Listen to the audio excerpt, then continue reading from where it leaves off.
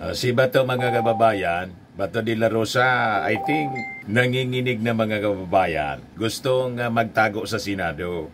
Sabi ni Chis Escudero, Senate President Chis Escudero, okay niya, walang problema na pumunta siya at mag-stay sa Senado. Pero anya, may hangganan yun. Sabi ni Chis Escudero, lalo nitong manginginig si Bato. Unsolicited advice sa Bato de la Rosa. Mag-surrender ka na lang, voluntarily surrender sa ICC para may kasama. Isama mo na si Bungo, lahat kayo na pangalanan, si Abayalde, pati nga si Sara, para sama-sama ang buong pamilya. Di ba? Buong tropa, buong barkada. Kasi may hangganan, sabi ni Chis Escudero, ang pwede siyang mag-stay sa Senado para magpa-kop-kop. Ayan sabi ngayon ni Chis Escudero, Bato may stay in Senate until all legal remedies exhausted. Pag na-exhaust na, yung lahat ng legal remedies hindi pa rin umobra, kakalad ka rin pa rin siya ng Interpol, isosurrender na lang ni Chis Escudero si Bato. Tulad ng ginawa ng ating Pangulo, mga kababayan na nag-cooperate sa Interpol para ilipad pa dahig si dating Pangulong Digong. Anyway, nandun naman yung abogado ninyo, gustong magpa-kop-kop sa Netherlands. Si Atty. Harry Roque is seeking asylum po sa Netherlands. Yan si Atty. Harry Roque. Sabi diyan, Harry Roque to seek asylum in the Netherlands. Gusto mag-ala Juma season? O di tamang-tama. Isang tropa kayo dyan. Kaya walang problema. Marami na kayo dyan sa Netherlands. Si Digong, si Sara Duterte, possibly. Diretso na rin dyan sa Netherlands. Kasi sangkot din doon sa crimes against humanity. Base sa mga testimonya, mga kababayan ni Las Cañas. Tapos si Bato at si Bungo. Pero si Atty. Harry Roque, baka ipahuli, mga kababayan, ng Interpol. Ipahuli sa Interpol, ng Quadcom. Ito yung interview ng ABS-CBN, mga kababayan, kay Paduano. Ngayon lang po. Yan sabi dito, House Quad Committee Lead Co-Chair Representative Joseph Stephen Paduano wants the DFA and the Bureau of Immigration to explain a former presidential spokesperson Harry Roque's exit from the Philippines despite a contempt and detention order issued by the Quadcom. Roque was seen in The Hague. Yan ang sinabi ng isang abogado po na may extradition treaty niya ang Pilipinas at saka yung Netherlands. So malamangan niya itong si Roque maaresto habang tumatayong isa sa mga abogado ni Digong. Biglang lumitaw Pakinggan natin itong sinasabi ni Paduano, mga kababayan, sa interview ng ABS-CBN. Ano po masasabi ngayon si Atty. Harry Roque kahit na may contempt order siya sa Quadcom? That way we should be answered by the Department of Foreign Affairs at saka ng Bureau of Immigration. So most probably in the next hearing of Quadcom, we might as well invite DFA and Bureau of Immigration to explain to the committee with regards to the documents, especially this passport being used by Harry Mananagot pati yung mga taga-DFA. Alam naman ng lahat na Atty. Harry Roque is being cited in contempt in the House. So, nagtatago nga siya pero doon, napaka-komportable siyang naglalakad, no? Hindi pa nga namin alam talaga kung iniunsulto yung Congress talaga po. Pinaglalaroan. So malalaman natin siguro yan in the next hearing, no? Then, pinaglalaroan ni Atty. Roque kung anong pwedeng mga legal remedies with regards to the order of the House in relation to the passports and documents na ginagamit ni Atty. Roque. Pwede ipa-cancel yun, sir? Let us ask the legal opinion of the legal department. Baka ipa-cancel po yung passport. Of course, the legal department also of the DFA. Sir, anong liability ng DFA and BI? As of now, we cannot talk about the liabilities of the two agencies. But sabi ko na nga, they have to explain to the committee na Harry Roque is cited in contempt, but is scot-free. Especially ngayon, lumabas na talaga with VP Sara pa. Kasama si Sara. And all other entourage dun sa DA. Si Mijel Dea, si Robin Padilla. Ibig sabihin, alam nila kung saan nagtatago itong si Harry Roque. Kita ninyo kung paano nila pinaglalaroan ng batas at ang ating mga institusyon. Ngayon, balikan natin si Escudero, mga kababayan, tungkol kay Bato. Ayan, sabi ni Escudero rito, pwedeen niya na si De La Rosa could take sanctuary in the upper chamber in case a warrant of arrest is issued by the ICC, adding that he would not allow a lawmaker to be arrested within the institution's grounds. So maglulungga po. Diyan na siya matutulog sa Senado. Pero may hangganan ang paglulungga niya, mga kababayan. Ayan sabi ni Escudero, hindi para sa akin na pigilan si Senator Bato na magtungo dito. Desisyon niya yun.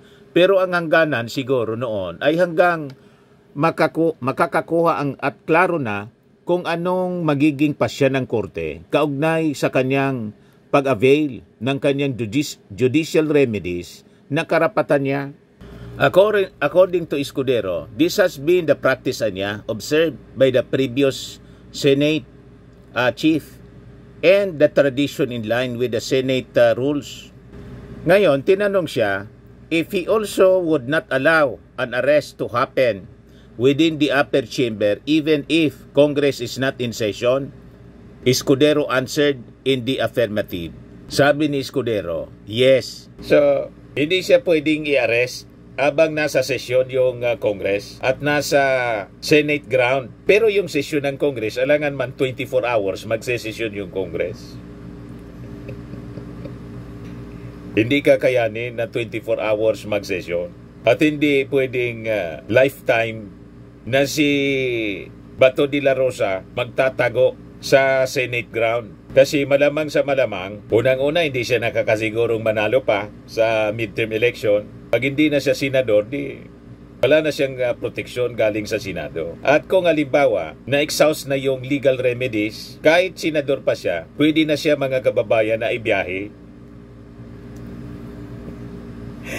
Malamang si Chis Escudero mismo ang mag-surrender sa kanya. Sa Interpol, mga kababayan. Kaya umuusok si Bato, mga kababayan, doon sa meeting, doon sa rally nila sa Liwasang Bonifacio. Pinagmumura pati yung Interpol. Malamang yung Interpol lalong ma-excite. Di ba? Sa matinding pagmumura ni Bato, napanood yun sigurado ng Interpol, pati ng ICC. May statement nga po si Atty. Conte, basahin ko po sa inyo. Nagpapasalamat si Atty. Conte sa mga DDS. Ayan si Cristina Conte, Atty. Cristina Conte. Yung abogado po, yung abogado ng mga biktima ng AGK. Sabi ni Atty. Conte, congratulations sa mga DDS na nag-i-issue at nambubuli sa mga biktima. Pinalakas niyo ang rason para, number 1, hawakan ng ICC ang kaso imbes na ipaabaya sa domestic judicial system dahil mas magiging patas, mapayapa at mainahon kung sa ibang bansa gagawin ang mga pagdinig.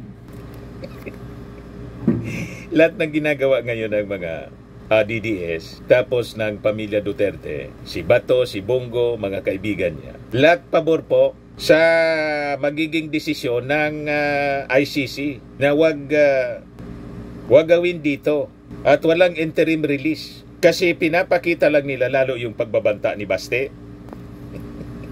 Documented yun lahat. So iisipin talaga ng mga judges, peligroso talaga niya ang mga Duterte. Kailangan na niya talaga itong tuldukan ang kanilang mga pag-abuso.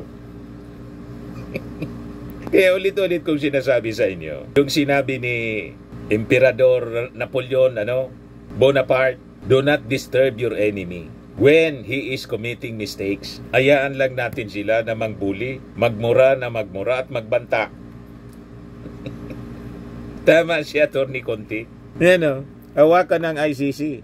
Binigyan ng rason. Pinalakas niyo ang rason para number 1, hawakan ng ICC ang kaso imbes na ipaubaya sa domestic judicial system dahil mas magiging patas, mapayapa at mainahon kung sa ibang bansa gagawin ang mga pagdinig.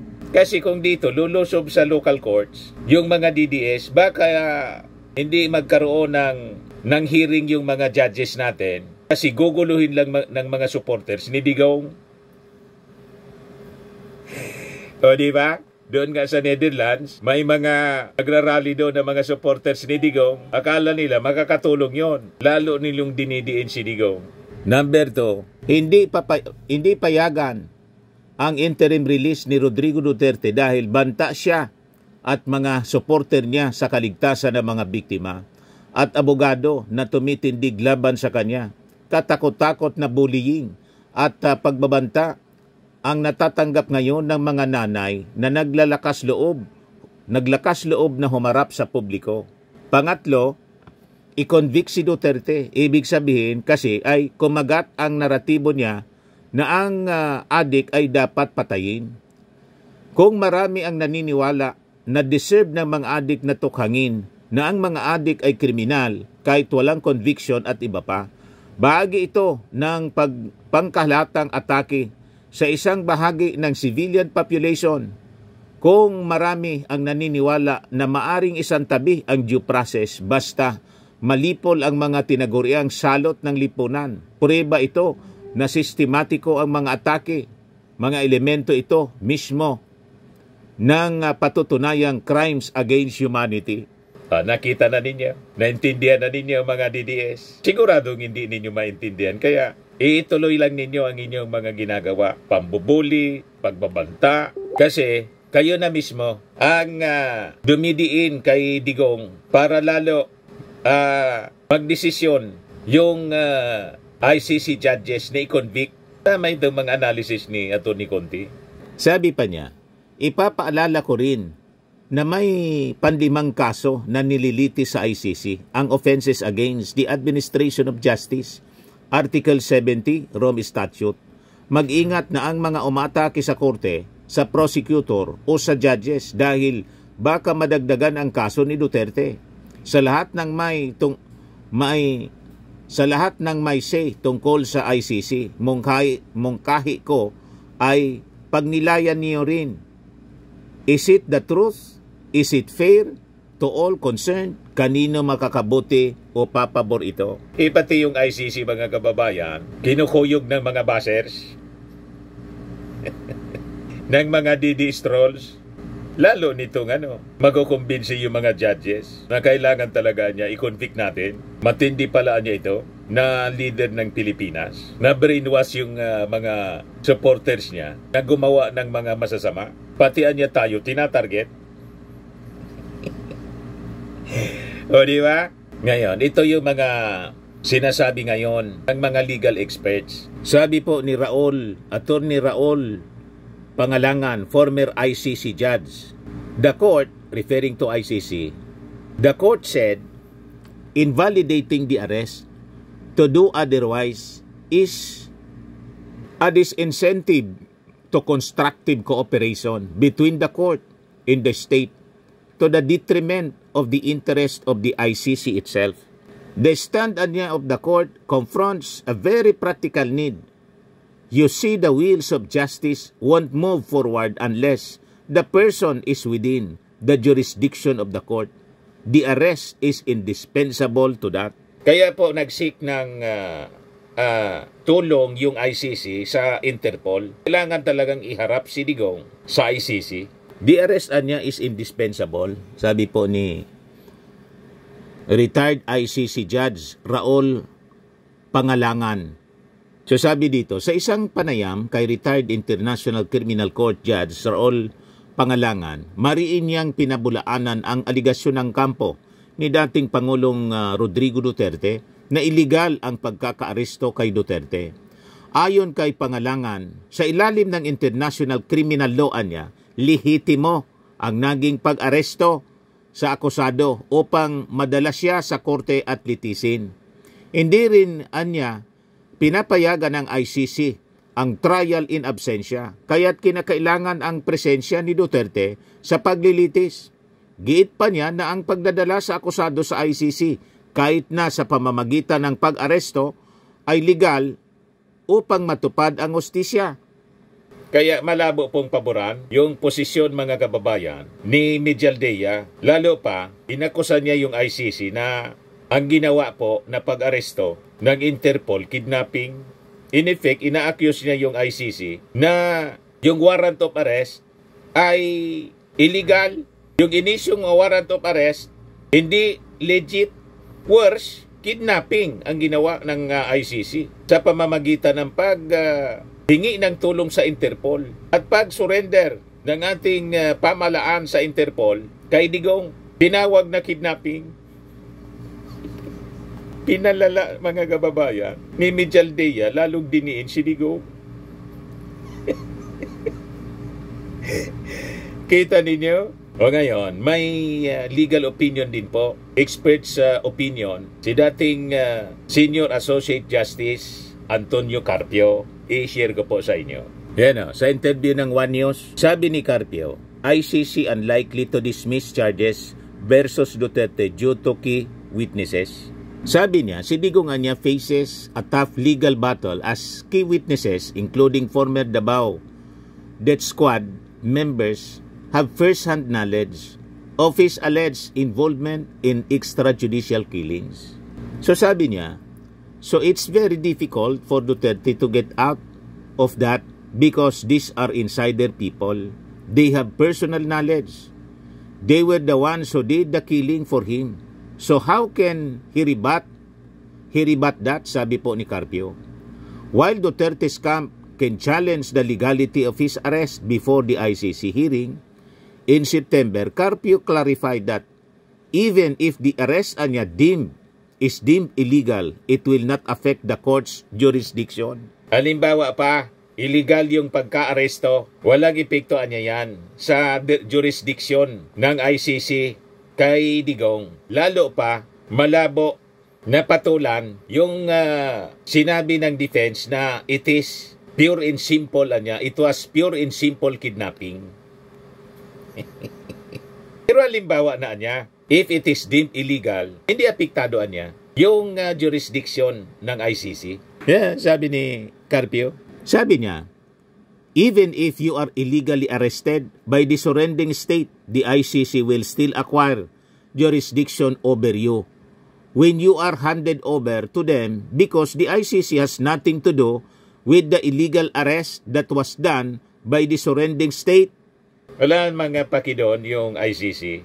Ang paki ng ICC, yung final na kaso na crimes against humanity ng mga private complainants. Yun ang i-address po ng ICC.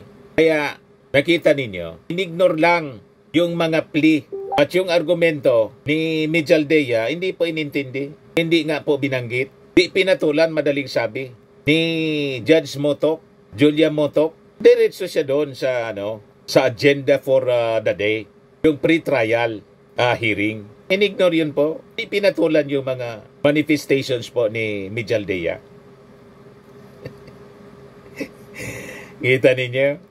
Ito pa, isang magaling na abogado from the University of the Philippines, Cebu, senior lecturer, attorney Ian Vincent Manticahon.